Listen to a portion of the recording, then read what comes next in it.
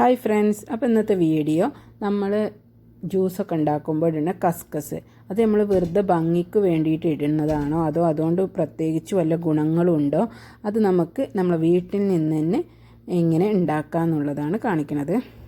അപ്പോൾ നമ്മൾ ഈ കസ്കസ് ഉണ്ടാക്കുന്നത് നമ്മൾ തുളസിയില്ലേ, തുളസിൻ്റെ ഒരു വകുപ്പിൽപ്പെട്ട ഒരു ചെടിയിൽ തന്നെയാണ് ഈ കസ്കസ് ഉണ്ടാക്കുന്നത്. അത് നമ്മൾ ഈ സാധാരണ നമ്മളെ തുളസിയിൽ നിന്ന് നമുക്ക് ഉണ്ടാക്കാം.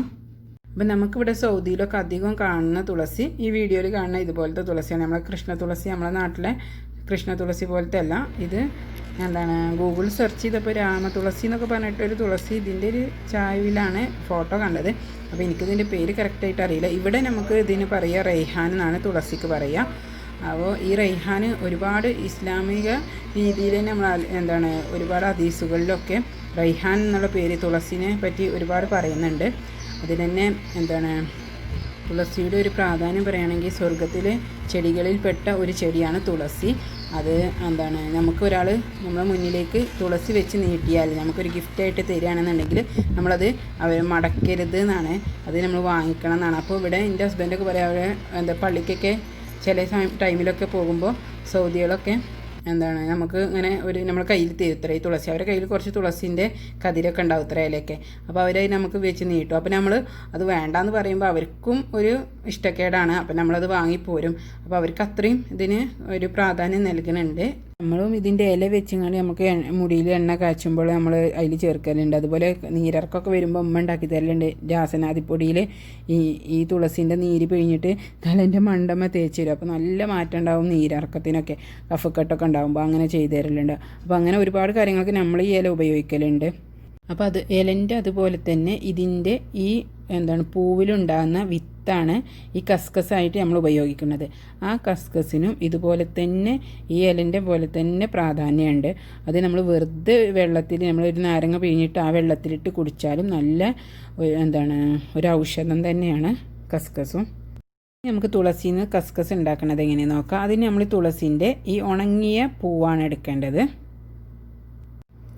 ഇനി നമ്മൾ എടുത്ത പൂവ് എടുത്തപ്പോൾ അതിൻ്റെ കൂടെ ഇല പെട്ടിട്ടുണ്ടെന്നുണ്ടെങ്കിൽ ആ പൂവ് മേലെ ഒന്ന് വേർതിരിച്ചെടുക്കുക. പിന്നെ നമ്മൾ ഇതുപോലത്തെ ഒരു ഓട്ടമുള്ളൊരു പാത്രം എടുക്കുക. നമ്മൾ ഈ ചോറൊക്കെ ഊറ്റണ പാത്രം ഉണ്ടാവില്ലേ, അതുപോലത്തെ ഒരു പാത്രം എടുക്കുക. ആ ഓട്ടപാത്രത്തിൻ്റെ താഴെ വേറൊരു പാത്രമോ എന്തെങ്കിലുമൊക്കെ വെച്ച് കൊടുക്കുക, പേപ്പറോ. ഞാൻ കാർഡ്ബോർഡാണ് വെച്ച് കൊടുത്തിട്ടുണ്ടായിരുന്നത്. ഇനി നമുക്ക് ഈ പൂവിൻ്റെ ഉള്ളിൽ നിന്ന് കസ്കസ് എടുക്കാൻ വേണ്ടി കൈ വെച്ചുകൊണ്ട് ഈ വീഡിയോയിൽ കാണുന്ന പോലെ നല്ലോണം അങ്ങനെ നിരണ്ടി കൊടുക്കുക, രണ്ട് കൈ വെച്ചിട്ട്. അപ്പം നമ്മൾ ആക്കണത് നമ്മൾ താഴെ വെച്ച് ഈ പാത്രത്തേക്ക് ഇങ്ങനെ ചാടും നമ്മൾ കസ്കസ് ആ ഓട്ടയിൽ കൂടെ, അതിൻ്റെ കൂടെ കുറച്ച് വേസ്റ്റും ചാടും. ഷനൂസിൻ്റെ കൈത്തെ കാണിച്ചു കൊടുത്താ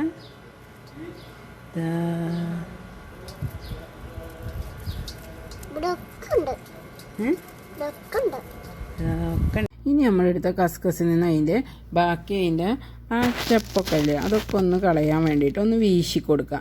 ഞാൻ കാർബോർഡ് കഷ്ണം വെച്ചിങ്ങാണ്ട് ഇങ്ങനെ വീശി കൊടുക്കുന്നു. അപ്പോൾ നമ്മൾ പതുക്കെ വീശി കൊടുക്കണം, ഇല്ലെങ്കിൽ നമ്മൾ ഈ കസ്കസിന് വലിയ കനമൊന്നും ഇല്ലാത്തതുകൊണ്ട് അതും അതിൻ്റെ കൂടെ പാറിപ്പോകും.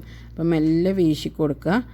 എന്നാലും നമുക്കിതിലത്തെ വലിയ എന്താണ് ഇതുള്ളതോ വേസ്റ്റൊക്കെ ഉള്ളു പോവുക, അല്ലാത്തത് പിന്നെ അതിൽ ബാക്കിയുണ്ടാവും.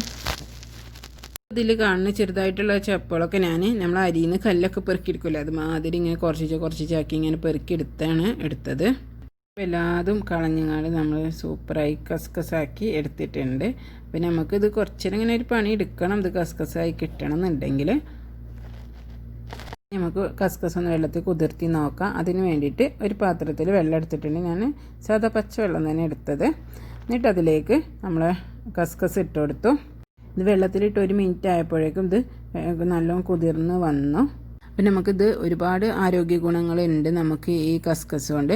അപ്പം നമ്മൾ ഗൂഗിളിലൊക്കെ സെർച്ച് ചെയ്യുമ്പോൾ നമുക്ക് കിട്ടും ഇതിൻ്റെ ആരോഗ്യ ഗുണങ്ങളൊക്കെ.